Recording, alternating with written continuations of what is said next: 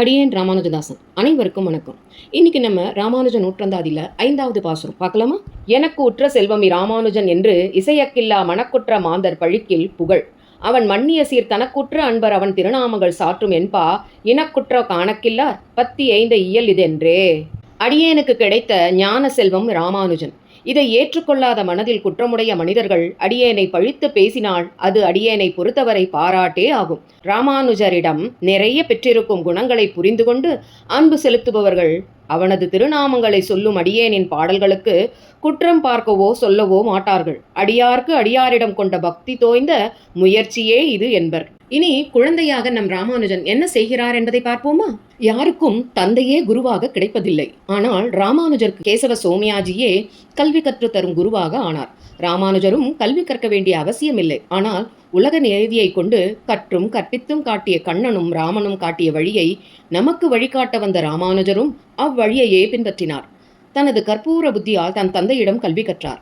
தந்தையையே குருவாக ஏற்பதும் அவ்வளவு எளிதல்ல. தந்தையிடம் பயத்தை விட பாசமே மிகுந்திருக்கும். குருவிடம் பயம் இருந்தால்தான் கல்வியானது மனதில் உள்நுழையும். நாம் ராமானுஜன் தந்தையை குருவாகவும் தந்தையாகவும் கண்டான். 12 வயதானதும் அனைத்தும் கற்ற ராமானுஜனை சான்றோன் என மகனை மகிழ்ச்சியாக பார்த்தார் கேசவ சோமயாஜி. ராமானுஜா, கற்றுக் கொடுத்தேனா கற்றுக்கொண்டேனா தெரியவில்லை. ஒரு நல்ல விதையில் இருந்துதான் மரமானது வளரும். நீ ஒரு நல்ல விதையடா. ஞானமே வடிவெடுத்தவனான உனக்கு இந்த அப்பன் அள்ளி கொடுக்கும் ஞானமற்றவன். இந்த அடியேனையும் குருவாக ஏற்றுக்கொண்ட உனக்கு நன்றி என் கண்மணியே என்றார் சோமயாஜி. அப்பா அப்பா, தந்தையை விட ஒரு நல்ல ஆசான் எந்த மகனுக்கும் கிடைப்பது அரிது. ஏட்டுக்கல்வி கற்பதற்கு அநேக குருமார்கள் உதவலாம். ஆனால் வாழ்க்கை கல்வியை கற்றுத்தர தந்தையால் மட்டுமே முடியும். நான் இரண்டையுமே தங்களிடம் நிறைய கற்றேன் என்றார். ராமானுஜா, வாழ்க்கை பாடத்தின் இன்னும் பூர்த்தி அடையவில்லையடா. நீ உன் திருமணத்திற்கு பிறகு உன் மனைவியிடம் கற்கும் கல்வியும் பாக்கி இருக்கிறது.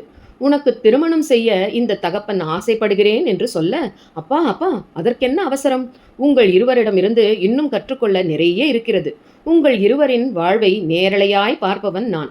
காலை நீங்கள் எழும் முன்னே அம்மா கதிரவனாய் ஜொலிப்பதும், நீங்கள் நீராடச் சென்றால் தான் தண்ணீராய் இருப்பதும், பூஜைக்கு நீங்கள் தயாராகும் நேரத்தில் அவள் பூவோடு நிற்பதும், நீங்கள் பசியோடு இருக்கும்போது அவள் அமுதமான உணவாக இருப்பதும் எத்தனை அழகான அம்மா எனக்கு. அப்பா, நீங்கள் மட்டும் என்ன, அம்மாவிற்கு ஏதேனும் நோய் வந்தால் உங்கள் முகம் வாடுவதும், சமையல் செய்யும் போது நீங்கள் உப்பாக சேர்வதும் எத்தனை அழகு தெரியுமா?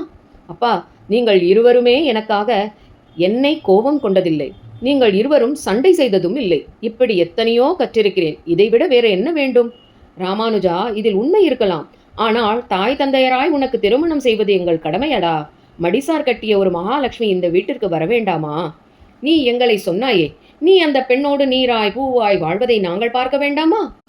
அப்பா, நான் உங்கள் பேச்சை மீறுபவன் அல்ல. ஆனால் எனக்கு திருமணத்தில் மனம் செல்லவில்லை.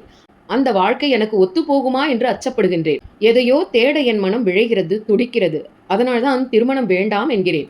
என் தேடுதலுக்கு மடுசார் புடவை தடங்கலாகுமோ என்று பயப்படுகிறேன் என்றார். உனக்கு ஏற்றவளாக நல்லவளாக நான் தேட மாட்டேனா?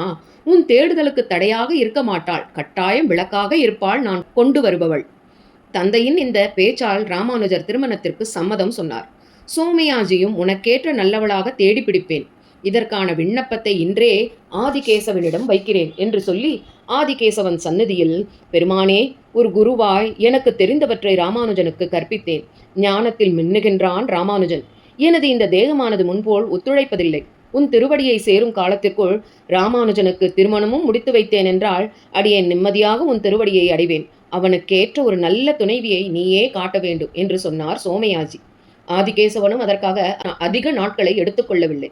ராமானுஜருக்கு ஏற்ற ஒரு அழகிய பெண்ணை சோமயாஜிக்கு காட்டினார். அவளது பெயர் தஞ்சமாம்பாள்.